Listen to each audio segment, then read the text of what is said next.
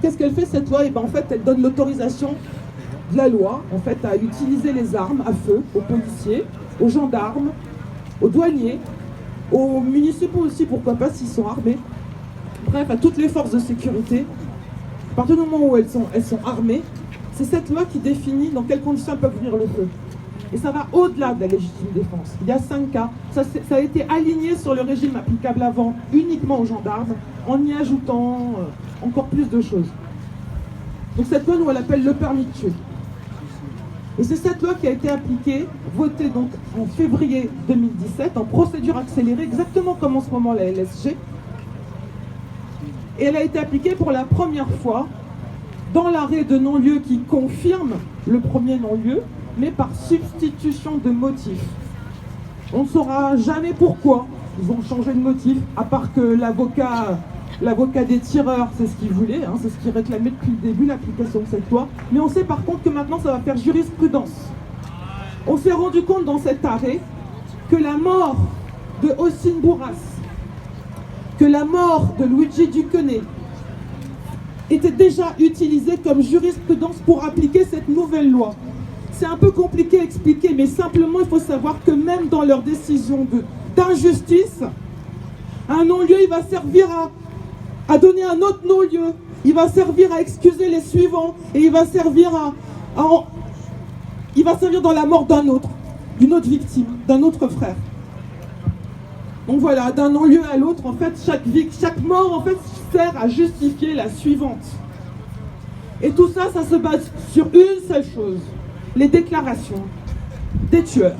Voilà, les déclarations de ceux qui ont tiré. Parce qu'ils ne peuvent pas dire qu'ils n'ont pas tiré, ça ils ne peuvent pas le faire. Ils ne peuvent pas mentir. Ils ne peuvent pas mentir comme pour Adama. Ils ne peuvent pas mentir comme chaque fois qu'ils étouffent, comme pour Lamine. Ils ne peuvent pas nier qu'ils ont tiré des balles. On ne peut pas tricher sur un dossier médical. Alors qu'est-ce qu'ils font? Légitime défense. Et tout repose sur leurs déclarations à l'encontre de toutes les évidences, des contradictions entre eux déjà, à l'encontre bien sûr de la parole de la famille qui n'a pas été écoutée ici, les témoins de la famille. C'est écrit noir sur blanc dans l'arrêt de non-lieu. Noir sur blanc, il n'y a aucune raison que les témoignages de la famille remettent en cause ceux des policiers. Pourquoi? Parce qu'ils n'étaient pas dans leur mise et parce qu'ils sont subjectifs, parce que c'est la famille. Ils sont subjectifs.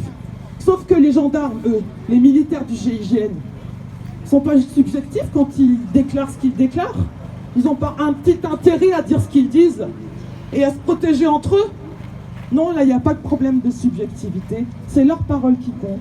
Ce qui compte, c'est écrit aussi noir sur blanc dans l'arrêt. C'est ce qu'ils ont pu penser au moment où ils ont tiré. Alors là, bien sûr, n'importe quel coup de feu tiré par un policier, ce sera de la légitime défense, hein. Il suffit qu'ils disent j'ai eu peur. En fait c'est ça, il suffit qu'ils disent j'ai eu peur, j'ai cru que ma vie était menacée. C'est vraiment comme ça que ça se passe, c'est vraiment là-dessus que ça repose. Et il faut le savoir. Et c'est pour ça que cette loi, L435-1, cette loi du 28 février 2017, ce permis de tuer, il faut le dénoncer, il faut le refuser au moins aussi fort qu'on refuse aujourd'hui la LSG, parce que la LSG, c'est pas un virage sécuritaire, c'est un naufrage, ça s'arrête plus, ça continue depuis des années, ils nous ajoutent loi sur loi. Et aujourd'hui on est obligé de dire que les policiers et les gendarmes, c'est pas qu'ils sont au-dessus des lois, ils sont protégés par certaines lois bien précises, et ils sont protégés par la façon dont elles sont appliquées.